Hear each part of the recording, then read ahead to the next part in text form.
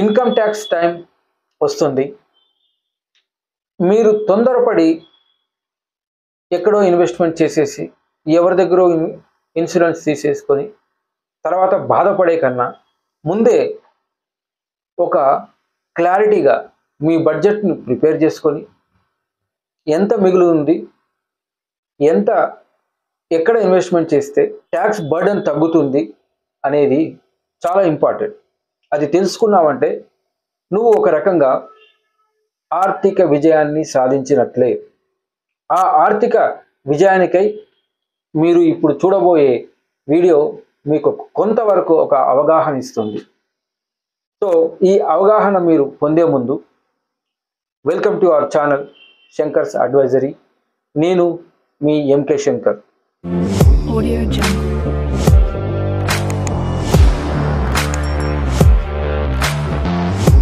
మిత్రులారా, మీరు తెలుసుకునే ముందు మీరు మా యొక్క ఛానల్ని సబ్స్క్రైబ్ చేసుకోండి.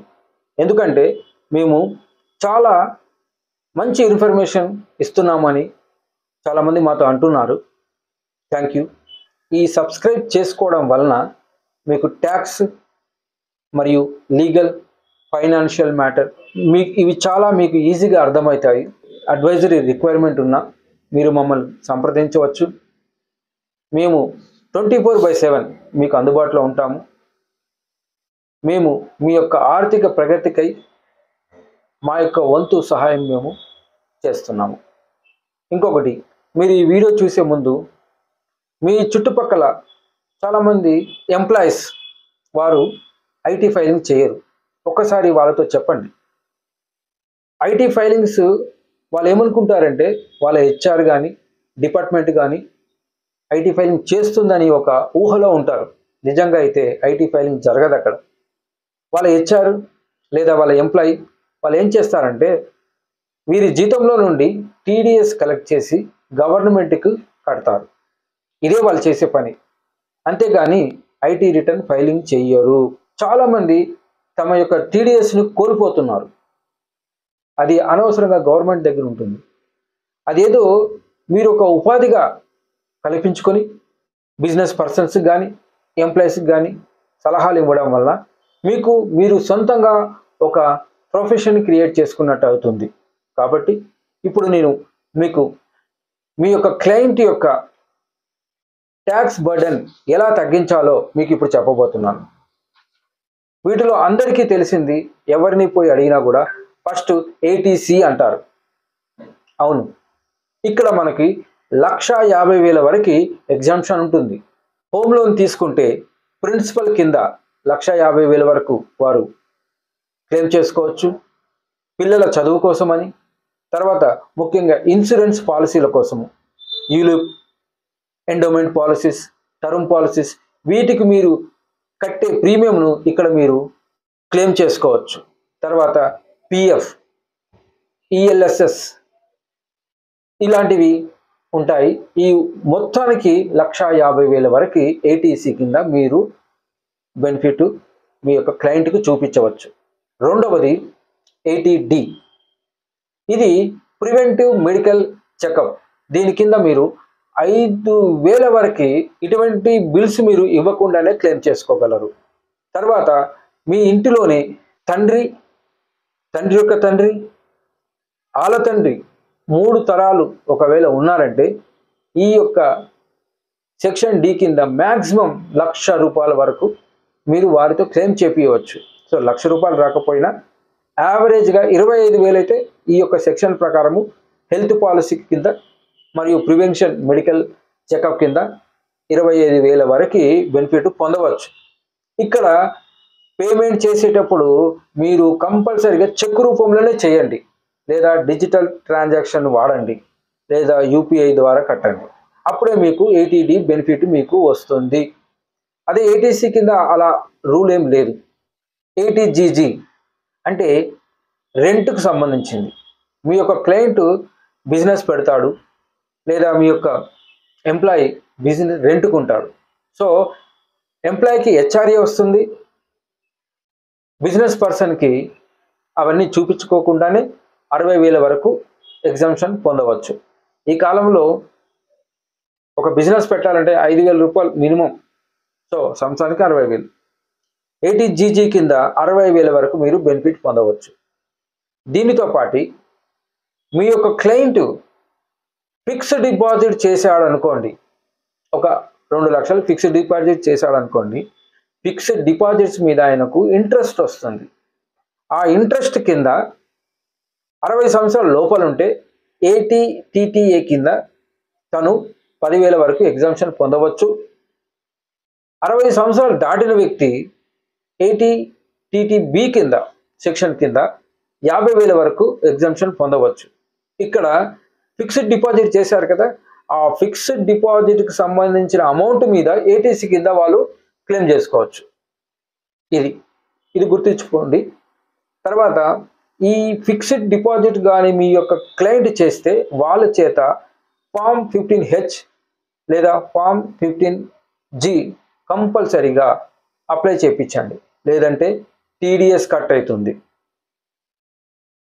ఒకవేళ వారు పాన్ కార్డు కానీ ఇవ్వకపోతే ఇంకా ఎక్కువగా 20% వరకు పెనాల్టీ పడే ఛాన్స్ కూడా ఉంటుంది. NPS నేషనల్ పెన్షన్ స్కీమ్ కింద మ్యాక్సిమం 50,000 వరకు ఇది ATCకి కాకుండా ఇక్కడ ఇది ఎక్స్ట్రాగా పొందవచ్చు. 50,000 వరకు ఇక్కడ ఉంటుంది. తర్వాత మీ యొక్క క్లయింట్ తను హోమ్ లోన్ తీసుకున్నాడు అనుకోండి, హోమ్ లోన్ కింద ATC కింద ప్రిన్సిపల్ కింద 1,50,000 వస్తుంది. తర్వాత సెక్షన్ 24 సబ్సెక్షన్ B కింద 2 లక్షల వరకు తను ఇంట్రెస్ట్ కింద క్లెయిమ్ చేసుకోవచ్చు. తర్వాత మరమ్మతుల కింద అంటే రిపేర్స్ కింద కూడా ఇంకొక 30,000 వరకు క్లెయిమ్ చేసుకోవచ్చు. ఒకవేళ మీ క్లయింట్ మార్టిగేజ్ లోన్ కానీ తీసుకొని అది ఇంటికి మీద ఖర్చు చేస్తున్నాడని చూపించగలిగితే మీరు మరమ్మతుల కింద చెప్పాం కదా 30,000 వరకు తీసుకోవచ్చు. తర్వాత మీ యొక్క క్లయింట్ తర్వాత వాళ్ళ భార్య ఇద్దరు కలిపి జాయింట్గా లోన్ తీసుకున్నారనుకోండి, ఈ కాలంలో ఏ ఇల్లు అడిగినా 1,00,00,000 రూపాయలు లేదా 50 లక్షలు ఇలా ఉంటున్నాయి. కాబట్టి 50 లక్షలు అనుకోండి, ఇద్దరుగా వారి యొక్క ఒకరి ఇన్కమ్తో వచ్చేస్తుంది లోను. కానీ 1,00,00,000 రూపాయలు అయితే రాదు కదా. అందుకే ఇద్దరు భార్యాభర్తలు ఇద్దరిని అప్లికెంట్గా చేసి లోన్ ఇప్పిస్తే వారి ఇద్దరు కూడా ట్యాక్స్ బెనిఫిట్ పొందవచ్చు. ఉదాహరణకి 3,50,000 అనుకోండి, 7 లక్షల వరకు వాళ్ళు క్లెయిమ్ చేసుకోవచ్చు. ఏదైతే వ్యక్తి ఫస్ట్ లోన్ తీసుకుని ఉండి ఏప్రిల్ 1, 2016 నుండి మార్చి 31, 2017 వరకు మధ్యలో హోమ్ లోన్ తీసుకున్న వారికి ఇంకా ఎక్స్ట్రాగా ATEE కింద 50,000 వరకు ఎగ్జామ్షన్ పొందవచ్చు. అదే ఏప్రిల్ 1, 2019 నుండి 31 మార్చ్ 2022 వరకు మేబీ ఈ సంవత్సరం కూడా వాళ్ళు ఎక్స్టెండ్ చేసి ఉంటే ఇక్కడ ATEEA కింద 1,50,000 వరకు క్లెయిమ్ చేసుకోవచ్చు. ఇలా తర్వాత ఒక ఎంప్లాయీ తను స్టాండర్డ్ డిడక్షన్ ఇస్తారు, ఎంప్లాయీస్ మాత్రమే. తను అక్కడ 50,000 వరకు ఎగ్జామ్షన్ తీసుకోవచ్చు. ప్రొఫెషనల్ ట్యాక్స్ కింద 2,400 వరకు బెనిఫిట్ తీసుకోవచ్చు. తర్వాత HRA ఒకవేళ మీ యొక్క క్లయింట్ సొంత ఇల్లు కలిగి ఉండి ఆయన వేరే యొక్క ఏరియాలో ఉండి అక్కడ రెంట్కున్నా కూడా ఆయన HRA కూడా తీసుకోవచ్చు. ఇది చాలా బెనిఫిట్. అతను 2 కూడా క్లెయిమ్ చేసుకోవచ్చు. మీ యొక్క క్లయింట్కు మీరు ఎప్పుడు కూడా ఒక పేపర్ మీద రాసి పెట్టుకోమని చెప్పండి. ఎక్కడ ఎంత అన్ని పేపర్ మీద రాసి పెట్టుకోవాలి. గవర్నమెంట్ అంటే ఇన్కమ్ ట్యాక్స్ డిపార్ట్మెంట్ కానీ వారు క్వశ్చన్ రేజ్ చేస్తే, ఫర్ ఎగ్జాంపుల్ ఈ సంవత్సరం మనం ఫైలింగ్ చేసామనుకోండి, డిపార్ట్మెంట్కి 6 ఇయర్స్ వరకు క్వశ్చన్ చేసే అధికారం ఉంటుంది. వారు ఎప్పుడైనా మిమ్మల్ని పేపర్ అడిగి చూపించమంటే మీరు కంపల్సరీగా చూపించగలగాలి. ఇంకొకటి, మెడికల్ కింద 80DDB కింద సీనియర్ సిటిజన్ అయ్యుండి మీ క్లయింట్ యొక్క ఇంట్లో ఎవరైనా వాళ్ళ అమ్మ కానీ వాళ్ళ తండ్రికి కానీ బీపీ, షుగర్ ఏదైనా సంథింగ్ ఏదైనా పర్టికులర్ ఉన్నాయి, వాటికి సంబంధించిన రోగాలతో వారు ఉంటే మ్యాక్సిమం ఇక్కడ కూడా 1,00,000 వరకు ఎగ్జామ్షన్ పొందవచ్చు. లేదు ఇంట్లో సెల్ఫ్ ఫ్యామిలీకి అనుకుంటే 40,000 వరకు ఎగ్జామ్షన్ పొందవచ్చు. నేను మీకు చెప్పినట్టుగా గవర్నమెంట్ ఎప్పుడు కూడా అడిగితే అప్పుడు సిద్ధంగా ఉండాలన్నాను కదా, ఆ పేపర్ డాక్యుమెంటేషన్ కంపల్సరీగా పెట్టుకోవాలి. గత సంవత్సరము చాలామందికి నోటీసులు వచ్చాయి. మెయిన్గా ఎక్కడ వచ్చాయంటే 80DDB కింద. ఇది మెడికల్ ఎక్స్పెన్సెస్ సంబంధించింది. కొంతమంది నిజంగా క్లెయిమ్ జరగకపోయినా క్లెయిమ్ అయినట్లుగా చూపించి వారి యొక్క TDS రిఫండ్లను పొందారు. మరికొంతమంది కొన్ని ఉంటాయి 80DD అని, ఇది హ్యాండిక్యాప్కి సంబంధించిన సెక్షన్. 80U ఇది కూడా హ్యాండిక్యాప్కి సంబంధించిన సెక్షన్ ఉంటుంది.